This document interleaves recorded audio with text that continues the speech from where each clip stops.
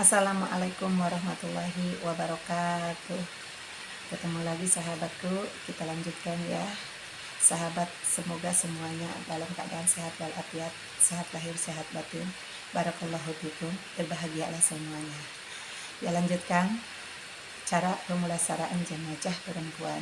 Ini simak ya sahabatku, karena ini penting, semuanya boleh bisa, semuanya perlu tahu, karena ini bisa aja besok atau lusa atau kapanpun keluarga sahabatku ada yang meninggal, dan sahabatku bisa mengurusnya secara syariat Islam dan baik.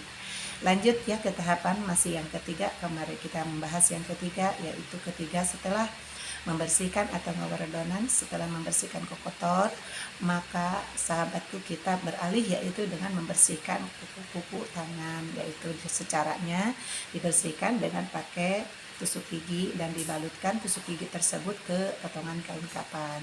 Nah, ini sangat mudah untuk membersihkan kotoran dalam kuku ya, dan juga kuku kaki.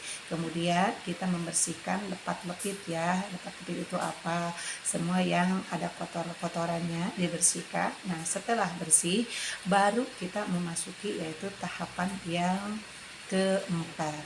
Tahapan keempat ini adalah mewudukan dulu. Mewudukan ini dalam proses tahapan keempat ada ya, mewudukan itu ada dua, dari tahapannya keempat dan tahapan ketujuh. Nah, ini yang pertama itu dari tahapan keempat, mewudukan ya. Kita mewudukan dulu mayatnya setelah bersih dari semua kotoran. Nah, kita berniat juga ya, jangan lupa setiap mau melakukan prosesnya itu berniat dulu dan juga beristighfar dulu. Setelah beristighfar kita niat ya, ucapkan niat nawaitul wudu'a lihadihil mayyitati lillahi ta'ala. Maka kita akan mewudukannya, yaitu setelah niat kemudian mengucap niat harus bersamaan dengan yaitu meniupkan air pada wajahnya mayat tersebut ya. Nah, diambil yang fardunya saja untuk mewudukan mayat, yaitu ada 6 ya. Mewudukan mayat atau diambil yang fardunya, kita ambil ya dari pelajaran fikih ya.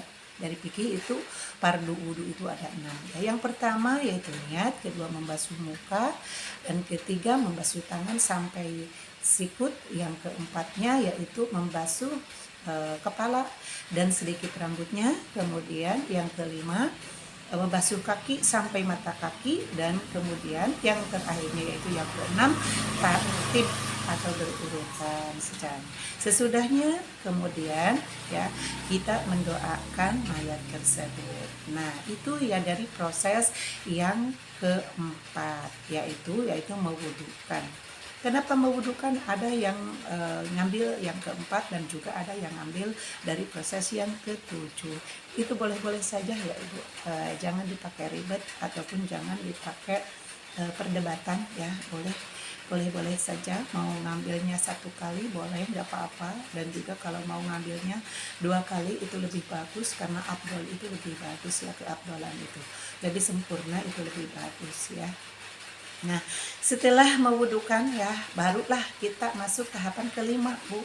Tahapan kelima ini yaitu disebutnya ngadusan ya. Ngadusan ini, ngadusan juga, nah mau ngadusan kita tidak terlepas dari berdoa yaitu, dan juga niat ya, membacakan istighfar ya. Setelah beristighfar kita niatkan juga, yaitu mulai ngucur air dari kepala sampai ke bawah itu dengan mengucapkan nawaitul husla lihadihil mayyitati fardu kifayati lillahi ta'ala. Nah, itu niat aku ngadusan ini mayat perempuan fardu kifayah karena Allah Ta'ala, itu ya artinya.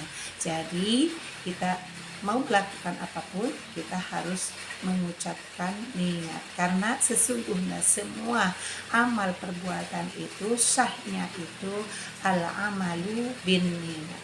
Jadi semua amal itu syah atau secara diakuinya hanyalah dengan niat.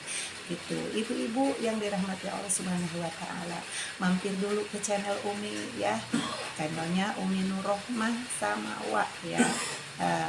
Ada juga Umi Nurrohmah ya. Mampir ke Umi Nurrohmah ya, buka terus tonton dan juga pelajari. Boleh ibu semuanya harus tahu proses pemulasaraan jenazah perempuan, karena ini penting, semuanya harus tahu. Terima kasih.